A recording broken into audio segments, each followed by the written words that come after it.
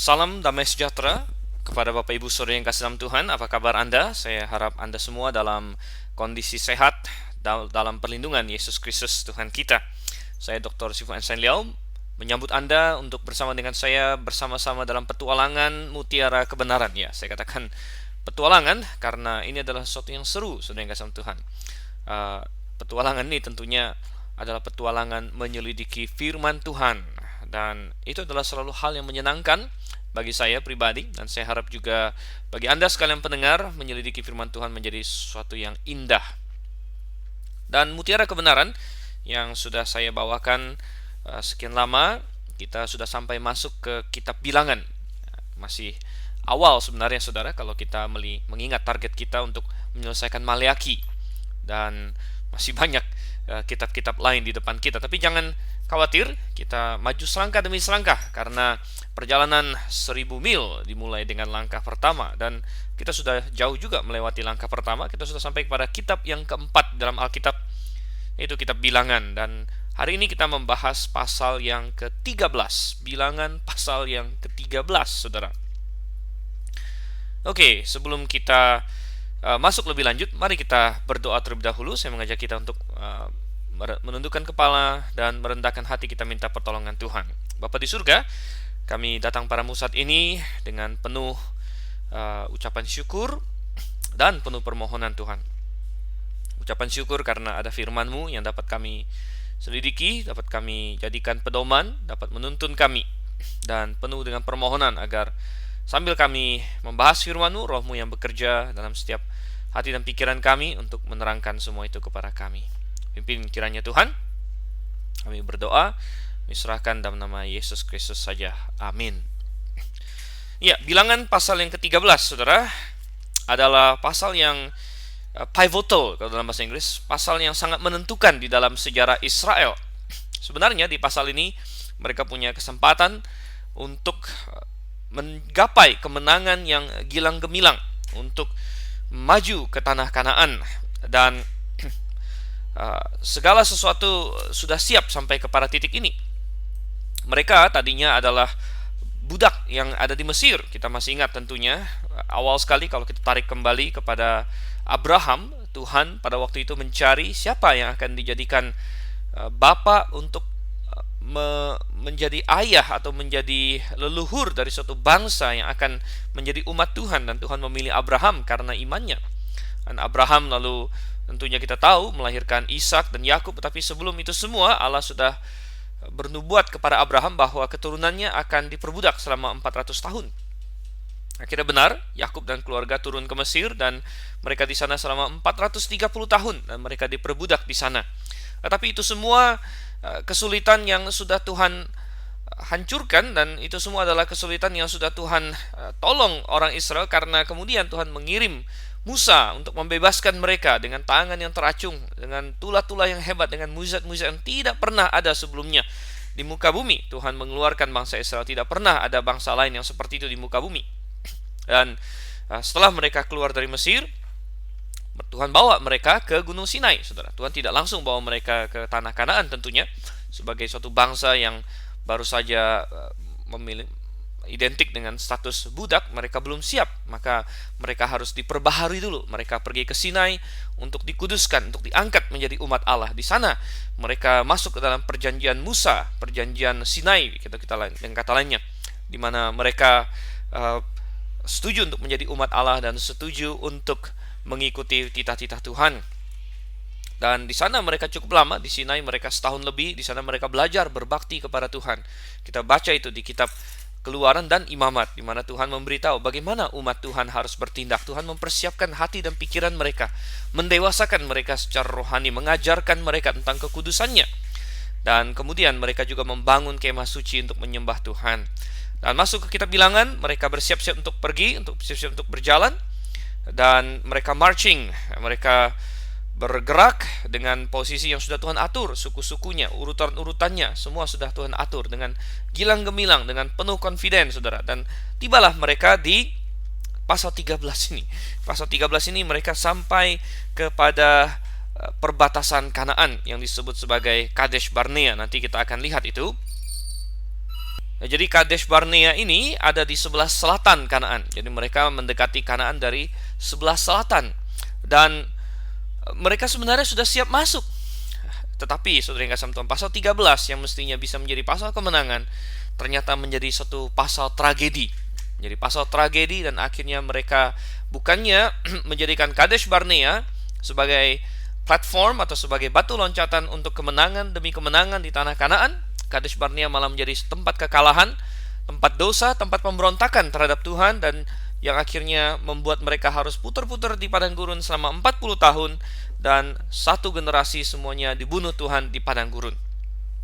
Sungguh menyedihkan sekali. Pasal 13, bilangan 13 hari ini menjadi suatu monumen bagi kita untuk memperingatkan kita bagaimana orang yang sudah siap untuk menang dalam Tuhan bisa kalah sedemikian luar biasa. Bangsa yang sudah Tuhan persiapkan bisa mengalami kemunduran yang begitu hebat. Dan saya mengajak kita untuk merenungkan tema ini di pasal 13 ini, dan saya memberi judul renungan kita pada hari ini yaitu resep kekalahan, saudara. Resep kekalahan.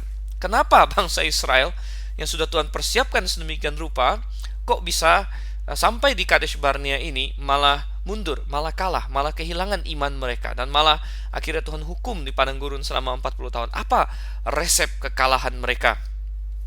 Dan kita akan membahas di sini ada 5 hal, 5 resep di pasal 13 ini. Dari ayat 1 sampai ayat 33 ada 5 resep kekalahan yang harus kita hindari. Apa saja itu, saudara yang kasih Tuhan? Coba kita baca terlebih dahulu di pasal 13 ayat 1 dan ayatnya yang kedua. Bilangan 13 ayat 1 dan kedua dikatakan di sini, Tuhan berfirman kepada Musa, "Suruhlah beberapa orang mengintai tanah Kanaan yang akan kuberikan kepada orang Israel. Dari setiap suku nenek moyang mereka haruslah kau suruh seorang, semuanya pemimpin-pemimpin di antara mereka." Oke, jadi kita lihat di sini pasal 13 dimulai dengan pengutusan pengintai, saudara. Mereka sudah berada di pinggir tanah Kanaan, yaitu di padang gurun Paran, atau di tempat yang namanya Kadesh Barnea, dan mereka siap untuk masuk, tetapi tiba-tiba mereka ingin mengirim pengintai dulu. Nah, kalau kita lihat di bilangan di sini di pasal 13 ayat 2, seolah-olah mengirim pengintai ini adalah idenya Tuhan. Seolah-olah Tuhan yang suruh mereka duluan. Tetapi ingat bahwa kita harus membaca firman Tuhan secara keseluruhan. Kadang-kadang gambaran yang lengkap itu baru kita dapatkan kalau kita membandingkan perikop-perikop paralel. Contohnya di Injil, saudara yang kasih Tuhan. Di kitab-kitab Injil kadang-kadang ada perumpamaan Yesus yang diulang di beberapa Injil, atau ada mukjizat tertentu yang diulang di beberapa Injil, dan kita baru mendapatkan gambaran fullnya kalau kita membandingkan apa yang ditulis di Matius, Markus, Lukas, dan Yohanes misalnya. Nah, demikian juga coba kita bandingkan bilangan 13 ini dengan Ulangan, saudara. Nah, kitab Ulangan kita belum sampai, tapi kitab Ulangan itu memang banyak berisikan Musa menceritakan kembali tentang perjalanan mereka di padang gurun.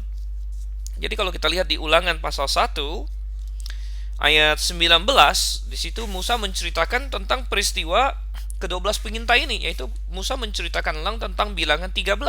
Jadi kita mendapat gambaran yang lebih jelas di sini di Ulangan 1 ayat 19. Kemudian kita berangkat dari Horeb dan berjalan melalui segenap padang gurun yang besar dan dahsyat yang telah kamu lihat itu, ke arah pegunungan orang Amori seperti yang diperintahkan kepada kita oleh Tuhan Allah kita.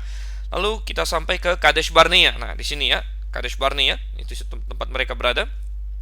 Kemudian ayat 20, ketika itu aku berkata kepadamu, kamu sudah sampai ke pegunungan orang Amori yang diberikan kepada kita oleh Tuhan Allah kita. Ketahuilah, Tuhan Allahmu telah menyerahkan negeri itu kepadamu. Majulah, dudukilah seperti yang difirmankan kepadamu oleh Tuhan Allah nenek moyangmu. Janganlah takut dan janganlah patah hati.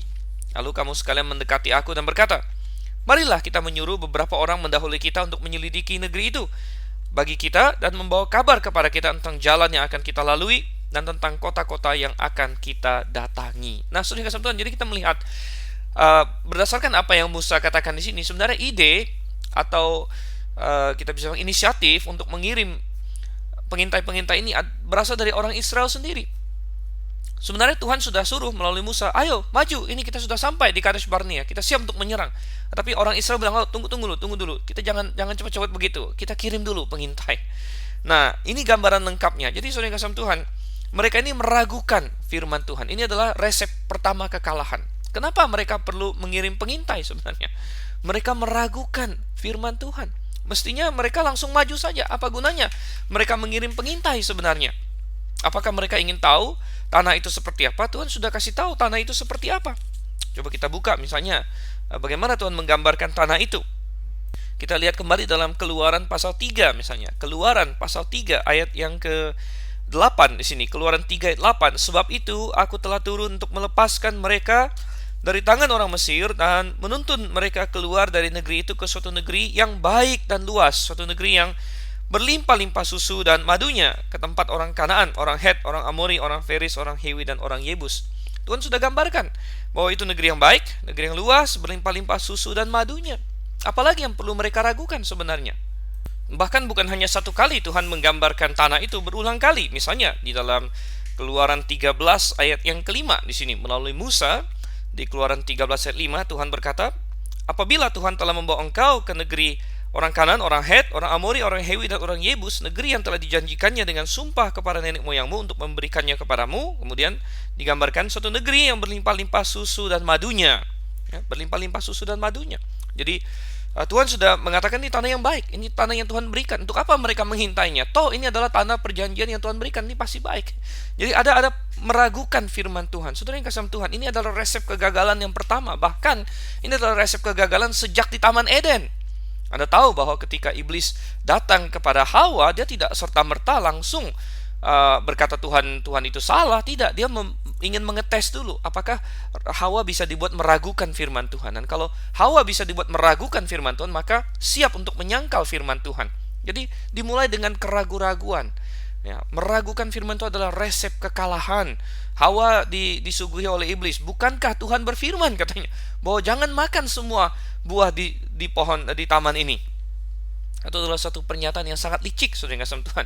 Seolah-olah iblis sudah mengharapkan, karakter Tuhan saya tahu kok, memang jahat kok. Tuhan itu orangnya ketat ya. Tuhan itu memang, ya pastilah dia tidak ini kan, pastilah jangan makan kan semuanya. Nah, ini menanamkan benih-benih keraguan dalam pikirannya Hawa. Saudara yang kasih Tuhan, apakah yang membuat Anda menanamkan keraguan dalam firman Tuhan hari ini? Oh, banyak sekali, dan iblis belum berubah dari dulu sampai sekarang. Dia tahu kalau misalnya dia bisa membuat orang untuk meragukan firman Tuhan, dia sudah menang satu langkah, saudara. Oleh karena itu kerjaan dia adalah seperti itu, membuat orang meragukan firman Tuhan dalam berbagai cara. Misalnya di Jerman di abad-abad 19 dia muncul dengan liberalisme, saudara yang kasih Tuhan. Berkata, benarkah Tuhan berfirman? Benarkah misalnya kitab Bilangan itu ditulis oleh Musa? Benarkah kitab Injil ditulis oleh namanya masing-masing? Liberalisme, higher criticism. Benarkah Daniel ditulis oleh Daniel? Jangan-jangan nih, benarkah orang-orang bisa tahu sampai masa depan seperti itu? Wah, ini bahaya sekali. Benarkah Yunus ditelan ikan? Benarkah Maria benar-benar seorang perawan? Apa itu mungkin? Keraguan-raguan untuk membuat kita meragukan firman Tuhan. Tapi bukan hanya itu saja, saudara. Lower criticism masuk. Ini saya bicara pada orang yang mungkin sudah belajar sedikit teologi. Lower criticism adalah mereka berkata bahwa manuskrip firman Tuhan hari ini perlu kita benarkan lagi, ya, perlu kita cari yang paling benar yang mana. Padahal sudah kasih Tuhan sudah dipelihara oleh Tuhan, ya. Sudah dipelihara oleh Tuhan, tapi kemudian muncul yang mereka temukan lagi, digali di sana di Mesir, ya, di Alexandria dan lain sebagainya. Lalu mereka bilang, jangan-jangan ada kesalahan penyalinan dalam firman Tuhan. Nah, ini adalah penanaman benih-benih keraguan, saudara. Gereja-gereja yang memeluk atau mengakomodir teori evolusi juga menanamkan keraguan-raguan di benak orang-orang percaya, ya. Karena apa? Ya, mereka bilang, nggak apa-apa, kita percaya evolusi, ya. Kejadian 1 dan kejadian 2 kita nggak usah terlalu serius lah. Tetapi ini membuka peluang. Kalau kejadian pasal 1 dan 2 salah, bagaimana dengan sisa Alkitab yang lain? Apakah bisa juga salah? Terbuka kemungkinan, ya. Jadi ini adalah semua cara iblis membuat kita meragukan firman Tuhan, dan masih banyak lagi yang lain. Tetapi saudara yang kasih Tuhan, coba kita kembali ke Bilangan pasal 13 di sini. Bilangan pasal 13. Coba kita lihat ayat yang ayat yang ketiga sekarang sampai dengan ayat yang ke-20. Ayat 3 sampai dengan ayat yang ke-20. Lalu Musa menyuruh mereka dari padang gurun Paran sesuai dengan titah Tuhan. Semua orang itu adalah kepala-kepala di antara orang Israel, dan inilah nama-nama mereka: dari suku Ruben, Syamua bin Zakur; dari suku Simeon, Safat bin Hori; dari suku Yehuda, Kaleb bin Yefune; dari suku Isakar, Yigal bin Yusuf; dari suku Efraim, Hosea bin Nun; dari suku Benyamin, Palti bin Rafu; dari suku Zebulon, Gadiel bin Sodi; dari suku Yusuf, yakni dari suku Manasye, Gadi bin Susi; dari suku Dan, Amiel bin Gemali; dari suku Asher, Setur bin Mikael; dari suku Naftali, Nahbi bin Wofsi; dari suku Gad, Guel bin Maki. Itulah nama orang-orang yang disuruh Musa untuk mengintai negeri itu. Dan Musa menamai Hosea bin Nun itu Yosua. Ayat 17 sampai 20. Maka Musa menyuruh mereka untuk mengintai tanah Kanaan. Katanya kepada mereka, pergilah dari sini ke tanah Negeb dan naiklah ke pegunungan, dan amatilah bagaimana keadaan negeri itu. Apakah bangsa yang mendiaminya kuat atau lemah? Apakah mereka sedikit atau banyak? Dan bagaimana negeri yang didiaminya? Apakah baik atau buruk? Bagaimana kota-kota yang didiaminya? Apakah mereka diam di tempat-tempat yang terbuka atau di tempat-tempat yang berkubu? Dan bagaimana tanah itu? Apakah gemuk atau kurus? Apakah ada di sana pohon-pohonan atau tidak? Tambahkanlah hatimu dan bawalah sedikit dari hasil negeri itu. Waktu itu ialah musim hulu hasil anggur. Nah, akhirnya mereka mengirim di sini. Mereka mengirim pengintai 12 orang, satu orang dari tiap suku, dan suku Lewi tidak masuk di sini. 12 sukunya Yusuf dipecah dua, yaitu Efraim dan Manasye. Lewi tidak masuk. Kenapa Lewi tidak masuk? Ya, karena Lewi nanti tidak akan mendapat warisan tanah, begitu. Jadi tanah ini akan dibagi ke 12 suku yang lain itu, sehingga mereka yang mungkin dianggap paling berkepentingan untuk mengetahui tentang tanah itu. Dan 12 orang pemimpin di sini. Nah, bukan pemimpin yang paling tinggi seperti yang kita baca di pasal 1. Nah, di pasal 1 itu kan pemimpin tertinggi tiap-tiap suku. Nah, itu mungkin orang yang sudah agak tua, saudara. Misalnya di Yehuda itu ada si Nahason. Tetapi di sini adalah kepala-kepala, tetapi yang masih cukup muda, ya, sehingga mampu untuk pergi mengintai. Nah, ada dua nama yang sangat menarik di sini, yaitu dari suku Yehuda, Kaleb bin Yefune; kemudian dari suku Efraim, Hosea bin Nun. Ya, dua tokoh inilah yang akhirnya nanti akan memberikan kabar yang baik, sedangkan semua yang lain memberikan kabar yang buruk. Jadi dua tokoh ini yang luar biasa, sementara semua yang lain rupanya tidak memiliki iman dalam Tuhan. Nah, rupanya Hosea bin Nun ini tidak lain adalah Yosua. Temukan itu di ayat 16. Jadi katanya Musa menamai Hosea bin Nun itu Yosua. Dan sebenarnya Hosea dengan Yosua itu memang mirip, saudara. Hosea itu artinya keselamatan, keselamatan. Sedangkan Yosua artinya Yehova menyelamatkan. Dan kita bisa membayangkan, mungkin pertama kali Musa ketemu dengan Hosea, dia tanya, siapa namamu anak muda? Dan Hosea menjawab, namaku Hosea, ya, artinya keselamatan. Dan mungkin Musa langsung nyeletuk gitu, ya, kiranya Yehova menyelamatkan. Dan dari situ muncul Yosua, gitu. Dari situ muncul Yosua, dan akhirnya nama itu terus dipakai oleh Hosea. Jadi dia memperkenalkan diri sebagai Hosea, dan Musa berkata, ya, keselamatan, tapi siapa yang menyelamatkan? Yehova menyelamatkan. Ya, itu Yosua. Dan nama Yosua sebenarnya adalah nama Yesus juga. Jadi di bahasa Yunani kan menjadi Yesus. Sebenarnya namanya adalah Yosua, dalam bahasa Ibrani adalah Yosua, dan memang cocok sekali. Yesus namanya adalah artinya juru selamat atau Yehova menyelamatkan sebenarnya. Sungguh satu nama yang sangat indah, saudara. Nah, kalau kita lihat tadi di ayat 17 sampai ayat yang ke-20, akhirnya Musa melepas mereka dan suruh mereka lihat-lihat, dan sepertinya ini juga ada sedikit ya, andil Musa juga, di mana Musa sadar atau tidak sadar ya, membuat orang Israel mendatangi atau menjalankan tugas ini dengan keraguan-raguan. Ya, Musa bilang, coba kamu lihat bagaimana keadaan negeri itu, baik atau tidak baik. Ya. Nah, mestinya Musa tidak usah lagi berkata demikian. Ini adalah pasti negeri yang baik. Jadi dengan ujangan ini seolah-olah masih perlu diselidiki lagi. Ini pantas nggak kita masuk ke dalamnya? Nah, ini sangat berbahaya. Tadi kita masih di poin 1, saudara, yaitu meragukan firman Tuhan. Kita jangan sampai, apalagi sebagai seorang pengkhotbah, sebagai seorang pemimpin, membuat suatu ide atau membuat suatu pernyataan yang bisa membuat orang lain meragukan firman Tuhan. Oke, sekarang coba kita lanjut lagi. Kita belum masuk ke poin kedua kita dari resep kekalahan, ya, karena kita akan melihat di ayat-ayat selanjutnya, saudara. Jadi sambil kita berjalan dan nanti kita akan simpulkan. Tapi resep pertama sudah semakin jelas di sini, meragukan firman Tuhan. Ya, tetapi coba kita lihat ayat 21 sampai dengan ayat yang ke-24. Di sini dikatakan apa? Mereka pergi ke sana lalu mengintai negeri itu mulai dari padang gurun Zin sampai ke Rehob, ke jalan yang menuju ke Hamat. Mereka berjalan melalui tanah Negeb lalu sampai ke Hebron. Di sana ada Ahiman, Sesai, dan Talmai, keturunan Enak. Hebron didirikan 7 tahun lebih dahulu dari Soan di Mesir. Ketika mereka sampai ke lembah Eskol, dipotong mereka lah di sana suatu cabang dengan setandan buah anggurnya, lalu berdualah mereka menggandarnya. Juga mereka membawa beberapa buah delima dan buah ara. Tempat itu dinamai orang lembah Eskol karena tandan buah anggur yang dipotong orang Israel di sana. Oke, kita lanjut lagi, kita selesaikan ayat 25 sampai 33, saudara. Sesudah lewat 40 hari, pulanglah mereka dari pengintaian negeri itu dan langsung datang kepada Musa, Harun, dan segenap umat Israel di Kadesh, di padang gurun Paran.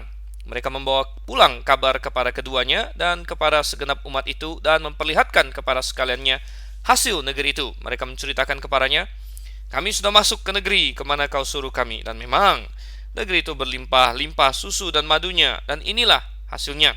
Hanya bangsa yang diam di negeri itu kuat-kuat, dengan kota-kotanya berkubu dan sangat besar, juga keturunan Enak telah kami lihat di sana. Orang Amalek diam di tanah Negeb, orang Het, orang Yebus, dan orang Amori diam di pegunungan, orang Kanaan diam di sepanjang laut dan sepanjang tepi sungai Yordan. Kemudian Kaleb mencoba menenteramkan hati bangsa itu di hadapan Musa. Katanya, tidak, kita akan maju dan menduduki negeri itu, sebab kita pasti akan mengalahkannya. Tapi orang-orang yang pergi ke sana bersama-sama dengan dia berkata, kita tidak dapat maju menyerang bangsa itu karena mereka lebih kuat daripada kita. Juga mereka menyampaikan kepada orang Israel kabar busuk tentang negeri yang diintai mereka dengan berkata, negeri yang telah kami lalui untuk diintai adalah suatu negeri yang memakan penduduknya, dan semua orang yang kami lihat di sana adalah orang-orang yang tinggi-tinggi perawakannya. Juga kami lihat di sana orang-orang raksasa, orang Enak yang berasal dari orang-orang raksasa, dan kami lihat diri kami seperti belalang, dan demikian juga mereka terhadap kami. Oke, jadi kita sudah baca seluruh pasal ini, dan kita sudah melihat bagaimana mereka mulai dengan meragukan firman Tuhan. Semestinya mereka langsung masuk ke tanah kanan itu, tapi mereka berkata, hei, tunggu dulu, kita kirim pengintai dulu, kita ingin tahu nih, benar nggak nih tanah ini sebagaimana yang Tuhan katakan. Oh, sungguh suatu permulaan yang salah, saudara yang kasih Tuhan. Namun kita harus ingat bahwa di ayat 2 Tuhan berkata silakan itu, dan Musa pun sebenarnya awalnya oke-oke saja dengan ide pengintai ini. Jadi sebenarnya ide pengintai ini walaupun dimulai dari orang-orang Yahudi itu sendiri yang kurang percaya, tapi sebenarnya bisa berhasil atau berbuahkan sesuatu yang positif asal mereka datang dengan suatu pola pikir yang baik. Jadi saudara kasih Tuhan, kesalahan atau resep kedua di mana orang Israel kalah di Kadesh Barnea ini adalah mereka menyalahgunakan kesempatan dari Tuhan. Menyalahgunakan kesempatan dari Tuhan. Jadi bukan saja mereka meragukan firman Tuhan, tetapi mestinya begitu Tuhan bilang, oke, silakan kirim mata-mata, justru itu adalah kesempatan yang baik untuk mengukuhkan atau mendapatkan bahwa oh, ternyata firman Tuhan begitu benar. Ternyata benar, negeri ini begitu baik. Dan itu memang mereka temui, saudara yang kasih Tuhan. Anda boleh baca dari ayat 21 dan seterusnya apa yang terjadi di situ. Oh, katanya digambarkan di situ mereka jalan dari padang gurun Zin di ayat 21, mereka jalan ke kota-kota tertentu, mereka ketemu dengan Hebron bahkan yang belakangan akan menjadi milik si Kaleb. Mereka sampai ke suatu tempat yang namanya lembah Eskol. Dan bahkan tempat itu mereka namai Eskol, saudara, karena mereka menjumpai di sana tandan-tandan anggur yang wah, luar biasa. Bahkan firman Tuhan gambarkan di sini katanya satu tandan buah anggur itu sampai harus dibawa berdua. Anda bayangkan, kita tahu anggur hari ini seperti apa. Tentu ini adalah tandan yang entah biji anggurnya satunya besar-besar atau satu tandan yang berisi banyak sekali anggur, atau mungkin kombinasi keduanya. bahwa berbiji anggurnya itu sangat besar dan juga ada banyak sekali dalam satu tandan itu, sehingga perlu 2 orang. Jadi luar biasa. Dan eskol itu sendiri artinya tandan atau gerombolan begitu ya, gerombolan anggur atau tandan anggur. Jadi mereka menemukan firman Tuhan benar adanya. Bahkan ketika mereka pulang, mereka berkata di ayat 27, kami sudah masuk ke negeri kemana kau suruh kami, dan memang negeri itu berlimpah-limpah susu dan madunya. Berlimpah-limpah susu dan madunya. Dan inilah hasilnya katanya.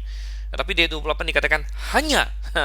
Hanya. Nah, kata hanya ini yang merusak segala-galanya. Jadi mereka intinya berkata begini, benar, yang Tuhan katakan itu benar. Ternyata janji Tuhan itu benar, bahwa tanah yang Tuhan persiapkan pada kita itu sangat baik, tanah yang berlimpah-limpah susu dan madu. Jadi firman Tuhan itu benar, hanya. Nah, ini bahaya, hanya, tetapi ya. Ketika kita mengukuhkan firman Tuhan, nggak usah pakai tetapi lagi, sudah titik.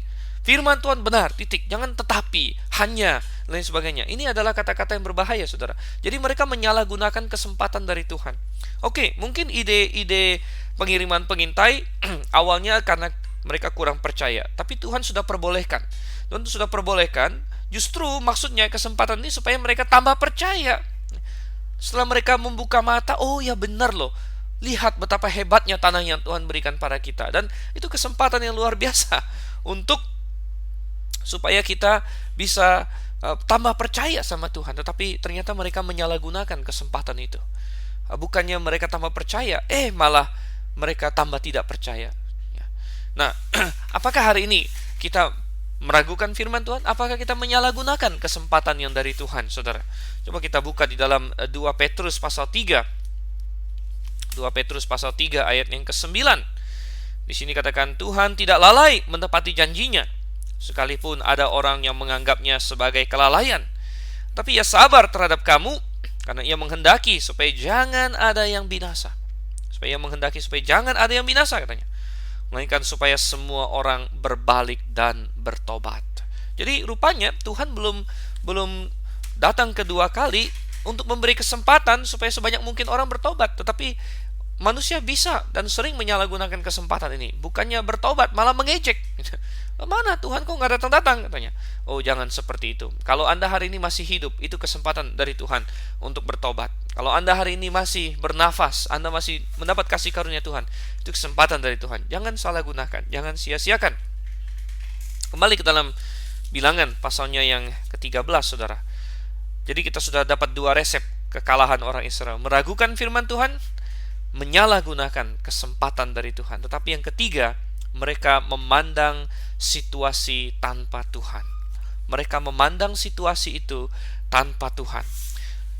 Alkitab mencatat bahwa 40 hari mereka melakukan pengintaian. Di ayat yang ke-25 dikatakan, sudah lewat 40 hari pulanglah mereka dari pengintaian negeri itu. Dan angka 40 ini angka yang cukup signifikan dalam Alkitab, muncul cukup sering juga, dan angka ini dihubungkan dengan suatu pengujian. Seringkali kalau Tuhan menguji seseorang atau suatu bangsa, angka 40 dipakai. Musa di atas Gunung Sinai 40 hari 40 malam.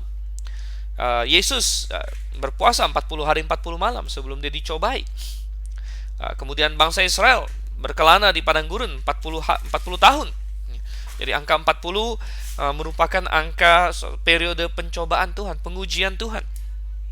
Dan tanpa mereka sadari, ya, sebenarnya pengintai-pengintai ini ketika mereka 40 hari berjalan-jalan di sana, mereka sedang diuji. Ya. Iblis tentu menguji mereka, mencobai mereka, dan Tuhan juga menguji. Jadi dalam Alkitab sering dikatakan bahwa iblis mencobai, Tuhan menguji. Ya. Dan bedanya di sini adalah motivasinya. Dalam Yakobus dikatakan Tuhan tidak mencobai siapapun, tapi dalam Perjanjian Lama sering kita temukan Allah mencobai, dan mencobai sini dalam pengertian menguji, saudara, berbeda. Jadi yang berbeda adalah motivasinya. Iblis ingin menjatuhkan, mencobai. Tuhan ingin menguji supaya memperkuat. Tetapi metodenya seringkali sama. Dan kita dapatkan, ya, sambil mereka berjalan 40 hari di situ, mereka diuji. Bagaimana mereka akan menyimpulkan segala sesuatu? Bagaimana mereka akan memandang situasinya? Nah, akhirnya mereka ternyata gagal dengan ujian ini karena mereka memandang situasi tersebut tanpa Tuhan, tanpa firman Tuhan. Bandingkan dengan bagaimana Yesus menghadapi cobaan, saudara. Ketika Yesus dicobai oleh iblis, dia selalu kembali kepada firman Tuhan. Pikirannya tidak jauh dari firman Tuhan dan Tuhan sendiri dan Bapaknya di sorga, saudara. Ketika dicobai tentang makanan, dia mengutip kitab Ulangan, bahkan 3 kali dia mengutip kitab Ulangan di situ. Manusia bukan hidup dari roti saja, katanya. Jangan mencobai Tuhan Allahmu, katanya, dan jangan menyembah siapapun selain Tuhan Allah. Jadi Tuhan kita Yesus Kristus memberi contoh bagaimana kita keluar dari pencobaan. Kita ingat Tuhan, kita ikut sertakan Tuhan, kita berpedomankan pada firman Tuhan. Tetapi ketika kita tidak mengikut sertakan Tuhan dalam masalah kita, maka masalah itu terlihat besar sekali. Ada suatu pepatah yang sangat benar, dikatakan begini: kalau engkau melihat masalah dari sisi Tuhan, maka Anda dekat dengan Tuhan, maka Tuhannya terlihat besar, masalahnya terlihat kecil. Karena Tuhan dengan masalah itu bertolak belakang, masalah itu jauh di sana. Jadi kalau Anda dekat sama Tuhan, masalahnya kecil, Tuhannya besar. Tapi kalau Anda melihat masalah jauh dari Tuhan, maka Tuhannya terlihat kecil, masalahnya terlihat besar. Jadi ini masalah perspektif. Bagaimana kita memandang suatu situasi? Apakah kita memandangnya dengan Tuhan, atau kita memandangnya tanpa Tuhan? Yang mana yang Anda pilih, saudara? Dan ketika mereka memandangnya tanpa Tuhan, maka apa isi laporan mereka? Anda boleh lihat kembali dalam Bilangan pasal 13. Apa yang mereka katakan? Yang pertama, mereka memuji betapa baiknya betapa baiknya negeri itu. Kedua, mereka berkata betapa sulitnya atau kuatnya negeri itu. Dan ketiga, mereka berkata betapa lemahnya mereka. Di mana ada Tuhan di sini? Tidak ada. Mereka bicara soal anggur, mereka memperlihatkan anggur dan buah-buahan yang lain. Oh, ini hebat. Mereka membicarakan tentang raksasa-raksasa yang ada di sana. Lalu mereka membicarakan tentang betapa lemahnya mereka dan tidak bisa mereka masuk. Tuhan tidak masuk dalam gambaran ini, saudara. Beda dengan Kaleb. Nah, Kaleb lain sendiri. Di ayat yang ke-30 dikatakan, kemudian Kaleb mencoba menenteramkan hati bangsa itu di hadapan Musa, katanya, tidak. Nah, tidak, kita akan maju dan menduduki negeri itu, katanya. Wow, tetapi tidak demikian dengan 10 yang lain. Bahkan saya pernah membaca satu khotbah di mana disimpulkan ada 3G. Laporan orang Israel, laporan pengintai ini dapat diringkas menjadi 3G. Grapes, jadi ada anggur-anggur yang luar biasa yang melambangkan betapa baiknya negeri itu. Intinya grapes ini mengkonfirmasi firman Tuhan, menyatakan Tuhan itu setia pada janjinya sebenarnya. Tapi bukan hanya grapes, tapi ada giants, katanya, ada raksasa. Oh, memang ada berkat Tuhan, memang ada berkat yang berlimpah yang Tuhan janjikan, tapi ada masalah, ada giants di sana. Dan bahkan kalau kita lihat bagaimana laporan ini disampaikan di ayat yang ke-28 di situ. Hanya, katanya, bangsa yang diam di negeri itu kuat-kuat dan kota-kotanya berkubu dan sangat besar. Ada orang enak, katanya, di sana. Wah, enak, sebenarnya enak disantap ini, saudara, tapi mereka orang Israel malah takut. Orang Amalek diam di tanah Negeb, orang Het, orang Yebus, orang Amori diam di pegunungan, orang Kanaan diam sepanjang laut dan sepanjang tepi sungai Yordan. Dan mereka berbicara seolah-olah begini, nggak ada tempat kosong bagi kita, gitu. Kalau kita masuk sana kita harus berperang loh, dan mereka sudah ketakutan duluan. Ini orang Amori diam di sini, orang Het diam di sini, orang Yebus diam di sini. Nggak ada lagi. Maunya mereka itu kita nggak usah berperang, kita nggak usah menghadapi masalah ini. Kalau kita bisa temukan saja di tanah itu tempat kosong di mana kita bisa datang, nggak usah berperang dengan mereka. Oh mungkin, oh iya kita ke sana aja. Tapi nggak ada. Mereka semua sudah memenuhi tanah Kanaan. Tapi itulah maksud Tuhan, supaya Israel dipakai Tuhan untuk membasmi bangsa-bangsa itu, karena bangsa-bangsa itu telah sangat-sangat jahat dan telah menyimpang jauh dari moralitas yang Tuhan berikan. Mestinya seperti itu. Nah, kalau kita dapatkan, kita lihat di sini, mereka memandang situasi tanpa Tuhan. Mereka melihat ada grapes, ada giants. Kemudian yang kata kunci ketiga ada grasshopper, katanya. Dan kami melihat diri kami sendiri sebagai belalang. Nah, saudara yang kasih Tuhan, grapes, anggur, giants, raksasa, dan grasshopper, belalang. Ini sering kali muncul dalam hidup kita. Ini bukan hanya sekitar 3.500 tahun yang lalu kepada orang Israel. Hari ini pun banyak orang yang melihat situasi tanpa Tuhan. Mereka tahu ada grapes, mereka tahu ada anggur, mereka tahu ada berkat yang Tuhan sediakan bagi orang-orang yang mau hidup berkemenangan dalam Yesus Kristus. Tetapi mereka takut dengan tantangan yang mereka hadapi. Ada raksasa-raksasa dalam hidup mereka. Raksasa apa yang ada dalam hidup Anda mungkin pada hari ini, saudara yang kasih Tuhan? Apakah itu raksasa berupa masalah keluarga Anda? Oh, ketahuilah, Tuhan bisa menyelesaikannya kalau Anda mau bergantung kepada Dia. Apakah raksasa masalah keuangan yang menimpa Anda pada hari ini? Apakah Anda sedang mengalami kesulitan ekonomi? Oh, itu raksasa dalam hidup Anda. Mungkin Anda berkata, saya tidak mungkin bisa mengalahkan raksasa ini. Oh, jangan khawatir, saudara yang kasih Tuhan. Mungkin ada raksasa apa lagi? Mungkin ada raksasa berupa permasalahan-permasalahan dalam hidupmu. Ya. Tetapi apapun raksasa itu, sebenarnya bisa dikalahkan dalam Tuhan. Hanya kalau Anda tidak mau melihat diri Anda sebagai belalang. Nah, inilah yang dikatakan oleh orang Israel.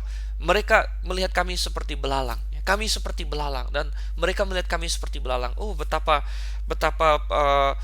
exaggeration, atau sesuatu yang dilebih-lebihkan, dibesar-besarkan. Ya, mungkin orangnya tinggi-tinggi, tapi jelas orang Israel tidak seperti belalang. Tetapi inilah cara orang-orang yang tidak mau bergantung pada Tuhan melihat kelemahan-kelemahan diri sendiri. Jadi mereka melihat besarnya kesulitan raksasa, mereka melihat besarnya kelemahan mereka. Mereka seperti belalang. Dan seringkali ini menimpa orang Kristen juga. Mereka melihat masalah mereka begitu banyak. Mungkin ada yang punya masalah keluarga, mungkin ada yang punya masalah finansial, mungkin ada yang punya masalah kesehatan, mungkin ada yang punya masalah kepemimpinan, mungkin ada yang punya masalah kepercayaan. Oh, saudara kasih Tuhan. Dan kemudian mereka melihat, saya lemah, saya punya banyak kelemahan, saya tidak bisa berbicara, saya orangnya pelupa, mungkin saya orangnya takut, saya orangnya tidak confident, dan lain sebagainya. Ada belalang-belalang yang mereka tempatkan dalam diri mereka sendiri sebenarnya. Apakah itu Anda pada hari ini? Apakah itu Anda? Maka saudara yang kasih Tuhan, jawabannya hanya satu. Jawabannya hanya satu. Oke, ada grapes, ada giants, ada grasshopper. Tetapi jangan lupa G yang keempat, yaitu God. Allah membuat perbedaan. Oh, benar yang mereka katakan. Semua yang mereka katakan di sini benar, bahwa tanah itu baik, itu benar. Bahwa ada raksasa, itu benar. Bahwa mereka secara manusiawi lebih lemah dari orang-orang di sana, benar juga. Tapi mereka lupa satu faktor, Tuhan. Nah, ini yang tidak dilupakan oleh Kaleb dan Yosua. Dan Kaleb dan Yosua menjadi berbeda dari mereka semua karena mereka berpegang pada satu hal, Tuhan, katanya. Ya, mereka berpegang kepada ada Allah, ada God di sini. Bukan hanya ada grapes, ada giants, ada grasshopper, ada God, ada Tuhan. Dan dengan Tuhan, maka segala yang tidak mungkin menjadi mungkin. Dengan Tuhan ada kekuatan. Saudara yang kasih Tuhan, ketika kita berada dalam firman Tuhan, ketika kita mengikuti kehendak Tuhan dalam hidup kita, percayalah Tuhan bersama dengan kita. Dan kita bisa mengalahkan raksasa manapun. Kita bisa mengalahkan kesulitan apapun dalam hidup ini. Maukah Anda percaya kepada Tuhan? Jangan sampai Anda mengikuti resep kekalahannya orang Israel, meragukan firman Tuhan, menyalahgunakan kesempatan dari Tuhan, kemudian memandang situasi tanpa Tuhan. Tetapi saudara yang kasih Tuhan, ada resep kekalahan yang keempat, yaitu apa, saudara? Coba kita baca ayatnya yang ke-32. Di sini dikatakan apa? Juga mereka menyampaikan kepada orang Israel kabar busuk tentang negeri yang diintai mereka, dengan berkata, negeri yang telah kami lalui untuk diintai adalah suatu negeri yang memakan penduduknya. Wah, terlalu berlebihan, memakan penduduknya, katanya. Dan semua orang yang kami lihat di sana adalah orang-orang yang tinggi-tinggi perawakannya. Ya, apa ini? Yang keempat, resep kekalahan yang keempat, melemahkan semangat umat Tuhan. Melemahkan semangat umat Tuhan. Dikatakan di sini, menyampaikan kabar busuk. Menyampaikan kabar busuk. Anda tahu, takut adalah penyakit menular. Oh ya, rasa takut adalah sesuatu yang menular, saudara. Oleh karena itu Tuhan paling tidak suka orang yang takut menularkan rasa takutnya kepada yang lain. Anda bandingkan dengan Ulangan pasal 20 ayat yang ke-8. Ulangan 20 ayat 8, di sini Tuhan memberikan perintah mengenai bagaimana kalau orang Israel pergi berperang. Dan ada satu aturan yang sangat aneh di sini. Aneh tapi sebenarnya masuk akal, saudara, dan sangat logis. Dan militer-militer dunia ini memaksa orang-orangnya untuk masuk militer, ya, tetapi Tuhan tidak memaksa. Bahkan Tuhan bisa menyelamatkan dengan sedikit orang atau dengan banyak orang. Yang penting adalah iman dari orang tersebut. Sehingga dalam pasukan Israel di Ulangan 20 ayat 8 dikatakan, lagi para pengatur pasukan itu harus berbicara kepada tentara demikian, siapa takut dan lemah hati, ya boleh pergi dan pulang ke rumahnya, supaya hati saudara-saudaranya jangan tawar seperti hatinya. Jadi orang Israel kalau mau berperang, komandannya harus bilang, ada yang takut nggak? Yang takut pulang aja, katanya. Kenapa? Karena takut itu menular. Orang yang lemah hati itu menular. Oh, saudara. Dan bukan hanya itu, hal-hal negatif yang timbul dari hati kita menular, saudara. Beberapa sesi yang lalu kita sudah melihat sifat bersungut-sungut itu menular. Jadi jangan kita melemahkan semangat umat Tuhan. Jangan kita melemahkan semangat satu jemaat. Kalau gembala sidang sudah bersusah payah mengobarkan semangat orang untuk satu proyek, sangat sedikit, sangat mudah sekali. Sedikit sekali yang diperlukan untuk melemahkan semangat orang. Hanya perlu 1-2 orang yang sinis. Hanya perlu 1-2 orang yang mencibir. Hanya perlu 1-2 orang yang berkata, tidak mungkin kita melakukan itu.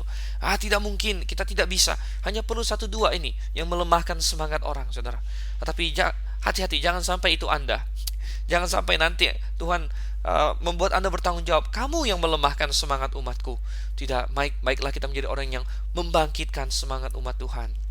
Oleh karena itu Barnabas, saudara, Barnabas di dalam Perjanjian Baru disebut apa? Anak penghiburan, karena dia tugas dia membangkitkan semangat orang, ya, menghibur orang. Markus dihiburnya, dia menghibur orang. Jangan kita melemahkan semangat kita, apalagi melemahkan semangat orang lain. Tapi mari kita membangkitkan semangat satu dengan yang lain. Saudara, kita sampai kepada poin yang kelima sekarang. Resep kekalahan ada 5. Orang Israel meragukan firman Tuhan, menyalahgunakan kesempatan dari Tuhan, memandang situasi tanpa Tuhan, melemahkan semangat umat Tuhan. Dan yang terakhir, mereka melawan perintah dan kehendak Tuhan. Memang kadang-kadang kita tidak langsung sampai ke tahap kelima ini, di mana kita memberontak terhadap Tuhan. Tuhan bilang maju, kita bilang mundur. Tuhan bilang percaya, kita bilang tidak percaya. Tuhan bilang serbu, kita bilang lari.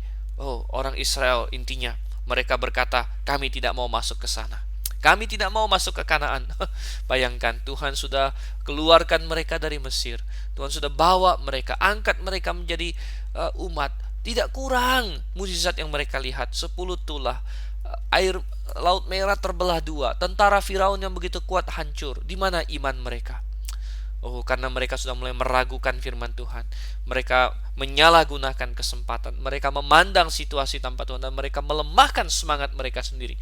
Maka sudah matang buah pemberontakan itu untuk mereka petik. Akhirnya ujung-ujungnya mereka melawan perintah dan kehendak Tuhan. Bahkan nanti kita akan lihat di pasal 14, mereka bahkan mau kembali ke Mesir. Bayangkan saudara yang kasih Tuhan, betapa picik. Tapi inilah resep kekalahan mereka. Mestinya pasal 13 bilangan menjadi pasal penuh kemenangan, tapi kita hari ini melihatnya sebagai pasal tragedi. Pasal tragedi. Pastikan tragedi ini tidak terjadi dalam hidup Anda, saudara. Jangan mengikuti resep kekalahan ini. Anda mau mengikuti resep bikin kue bolu, silakan. Anda mau bikin resep masak apa, silakan. Tapi jangan mau mengikuti resep kekalahan. Langkah-langkah yang harus kita hindari, karena ini bukan hanya bisa terjadi pada mereka, tapi bisa juga terjadi kepada kita, kepada setiap orang yang tidak mau mengindahkan firman Tuhan. Mari kita berdoa, Tuhan jangan saya. Dan kita akan akhiri acara kita ini, dan kita akan bertemu kembali di sesi yang berikutnya. Saudara yang kasih dalam Tuhan, dan saya Dr. Stephen Einstein Liao akan berjumpa kembali dengan Anda di Mutiara Kebenaran berikutnya. Sampai berjumpa, dan Maranatha.